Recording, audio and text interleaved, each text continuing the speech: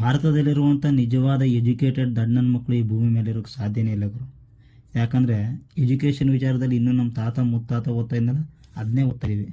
Okay, financial freedom ಗೊತ್ತಿಲ್ಲ, ಒಂದು ಸ್ವಂತ ಪ್ರತಿಭೆಯಿಂದ ಕೆಲಸ ತಗೊಂಡ್ರೆ ಇನ್ಫ್ಲೂಯೆನ್ಸರ್ಸ್ ಬಿಡ್ತಾಯಿಲ್ಲ, ಒಂದು ಬಿಸ್ನೆಸ್ ಬಗ್ಗೆ ಸರಿಯಾದ ಮಾಹಿತಿ ಇಲ್ಲ.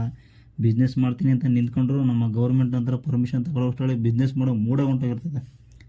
ಯಾರು SSLC ಫೇಲ್ ಆಗಿರ್ತಾನೆ ಅವರೆಲ್ಲ ರಾಜಕೀಯಕ್ಕೆ ಬರ್ತಾವ್ರೆ. ಅವರಲ್ಲಿರುವಷ್ಟು ಧೈರ್ಯ, ಕಾನ್ಫಿಡೆನ್ಸು ನಮ್ಮಂಥ ಓದೋರಲ್ಲಿರಲ್ಲ. ಡಿಗ್ರಿ, ಮಾಸ್ಟರ್ ಡಿಗ್ರಿ, ಎಂಜಿನಿಯರಿಂಗ್ ಇವೆಲ್ಲ ಮಾಡಿರ್ತೀವಿ, ಗೌರ್ಮೆಂಟ್ ಜಾಬ್ಗೆ ಟ್ರೈ ಮಾಡ್ತೀವಿ. ಕೊನೆಯಲ್ಲಿ ಗೌರ್ಮೆಂಟ್ ಜಾಬ್ ಸಿಕ್ಕಲಿಲ್ಲ ಅಂತ ಸ್ವಿಗ್ಗಿನೋ, ಝೊಮ್ಯಾಟೋನೋ, ರ್ಯಾಪಿಡೋನೋ ಹಿಂಗೆ ಸಣ್ಣ ಪುಟ್ಟ ಯಾವುದೋ ಕೆಲಸ ಮಾಡ್ಕೊಂಡು ಆರಾಮಾಗಿ ವಾರಕ್ಕೊಂದ್ಸಲ ಎಣ್ಣೆ ಹೊಡ್ಕೊಂಡು ಆರಾಮಾಗಿ ಇರ್ತೀವಿ. ಇನ್ನು ಜಾತಿ ವಿಚಾರಕ್ಕೆ ಬಂದ್ವಾ, ಜಾಸ್ತಿ ವಿದ್ಯೆ ಕಲಿತಾ ಹೋದಷ್ಟು ನೆಕ್ಸ್ಟ್ ಜನ್ರೇಷನ್ಗೆ ಜಾತಿನೇ ಇರಲ್ಲ ಅಂತಿದ್ದು, ಈಗ ವಿದ್ಯಾವಂತರು ಮಾಡೋವಷ್ಟು ಕ್ಯಾಸ್ಟಿಸಮ್ ಇನ್ಯಾವನು ಮಾಡಲ್ಲ. ಒಬ್ಬ ವ್ಯಕ್ತಿ ಹುಟ್ಟಿ ಸ್ಕೂಲ್ಗೆ ಸೇರ್ಕೊಳ್ಳೋವರೆಗೂ ಮಾತ್ರ ಅವನಿಗೆ ಜಾತಿಯನ್ನು ಬಂದೇ ಇರಲ್ಲ. ಸ್ಕೂಲಿಗೆ ಸೇರ್ಕಣ್ಣ ಅವನ ಹೈಯರ್ ಎಜುಕೇಷನ್ ಮುಗಿಯೋವರೆಗೂ ಅಪ್ಲಿಕೇಶನ್ ಕಾಲಮಲ್ಲಿ ಜಾತಿಯನ್ನು ಭೂತವನ್ನು ಬಿಡೋದೇ ಇಲ್ಲ. ಐ ಥಿಂಕ್ ಇತ್ತೀಚೆಗೆ ಇಂಡಿಯಾದಲ್ಲಿ ಜಾತಿಯನ್ನು ಭೂತ ಯಾವ ರೇಂಜ್ಗೆ ಬೆಳೀತಾ ಇದೆ ಅಂದರೆ, ಇಂಡಿಯಾ ಡೆವಲಪ್ಮೆಂಟ್ ಕಂಟ್ರಿ ಅಂತ ಅನಿಸ್ಕೊತದಲ್ಲ, ಅದಕ್ಕಿಂತನೂ ಸ್ಪೀಡಾಗಿ ಬೆಳೀತಾ ಇದೆ. ಆದರೂ ನಾವು ಕಾಮನಾಗಿ ಕೇಳ್ಕೊಬೇಕಾಗಿರೋದೇನೆಂದರೆ, ಎಲ್ಲರೂ ಅನ್ನನೇ ತಿಂತೀವಿ, ಎಲ್ಲರೂ ನೀರನ್ನೇ ಕುಡಿತೀವಿ, ಕೊನೆಗೆ ಸತ್ತ ಮೇಲೂ ಎಲ್ಲರೂ ಬೆಂಕಿಗೆ ಹಾಕ್ತೀವಿ. ಇದೆಲ್ಲ ಗೊತ್ತಿದ್ರೂ ನಾವು ಕ್ಯಾಸ್ಟಿಸಮ್ ಮಾತ್ರ ಬಿಡೋಲ್ಲ. ಇನ್ನು ಎಲೆಕ್ಷನ್ ವಿಚಾರ ಅಂತ ಬಂದಂತೂ ಮುಗೀತು.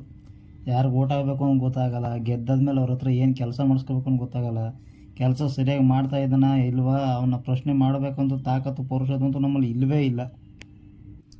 ಭ್ರಷ್ಟಾಚಾರ ತಾಂಡವಾಡ್ತಾ ಇದೆ, ನಿರುದ್ಯೋಗ ತಾಂಡವಾಡ್ತಾ ಇದೆ, ಜವಾಬ್ದಾರಿ ತಲೆ ಮೇಲೆ ಕೂತದೆ, ಬೆಲೆ ಏರ್ತಾ ಇದೆ, ಬಡತನ ಎಲ್ಲ ತಿಕ್ಕದ ಮೇಲೆ ಹೊಡಿತಾ ಇದೆ. ಆದರೂ ನಾವು ಪ್ರಶ್ನಿಸೋದಿಲ್ಲ, ಪ್ರಶ್ನಿಸೋದು ಇಲ್ಲ. ಆ್ಯಂಡ್ ಇತ್ತೀಚೆಗೆ ಸಿಕ್ಕಾಪಟ್ಟೆ ಸೌಂಡ್ ಮಾಡ್ತಾ ಇರೋದು ಅಂದರೆ ಮದುವೆ ವಿಚಾರ. ಇಂಡಿಯಾದಲ್ಲಿರುವಂಥ ಮೂರ್ಖ ತಂದೆ ತಾಯಿ ಮೋಸ್ಟ್ಲಿ ಈ ಭೂಮಿ ಮೇಲೆ ಎಲ್ಲೂ ಇರುವೇನು. 1 ಲಕ್ಷ 2 ಲಕ್ಷ ಈ ಥರ ಸಂಬಳ ತಗೊಂಡ್ರೆ ಮಾತ್ರ ಅವ್ರ ಮಗಳ ಲೈಫ್ ಸೆಟ್ಲು ಅಂತ ಅವ್ರು ತಿಳ್ಕೊತಾರೆ. 10,000 15,000 ಸಂಬಳ ತಗೊಳ್ಳೋರು ಅವ್ರ ಪ್ರಕಾರ ಗಂಡಸರೇ ಅಲ್ಲ.